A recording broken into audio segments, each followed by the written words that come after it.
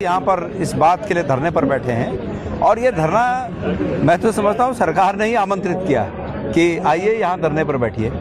बदस्तूर वकील भाई अपना काम कर रहे हैं। यहाँ पर एक भूमि है जो भविष्य में यहाँ पर कचहरी है, भविष्य में न्यायिक कार्यों के लिए इस भूमि का उपयोग किया आवश्यकता पड़ेगी। वकील भाइयों का मानना है कि इस पर हमारे चैम्बर बनाए जाएं और सरकार कह रही है कि यहाँ पर रैन बसेरा बनेगा।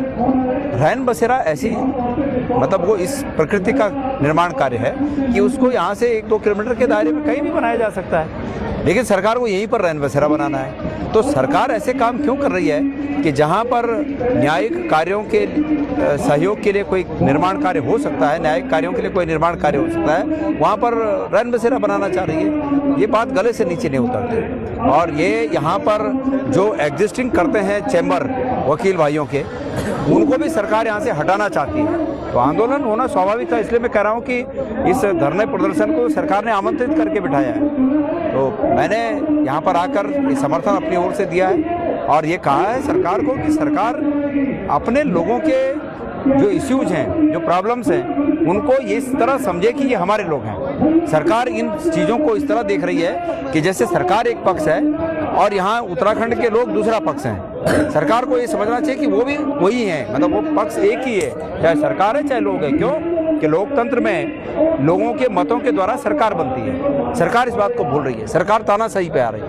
तो सरकार को इन बातों से चेताने के लिए आज मैं समर्थन देने हेतु यहाँ पर आया था। मुख्यमंत्री पुष्कर सिंह धामी से मुलाकात की थी एसोसिएशन के लोगों ने, मुख्यमंत्री खुद एसोसिएशन के मेंबर भी रहे हैं, तो आप क्या इसको किस तरीके से देखते हैं? कोई आश्वासन उन्होंने नहीं दिया। अब दुर्भाग्यपूर्ण है, क्या दबाव है मुख्यमंत्री जी पर ऐसा कि यहाँ पर वही कार्य होना है?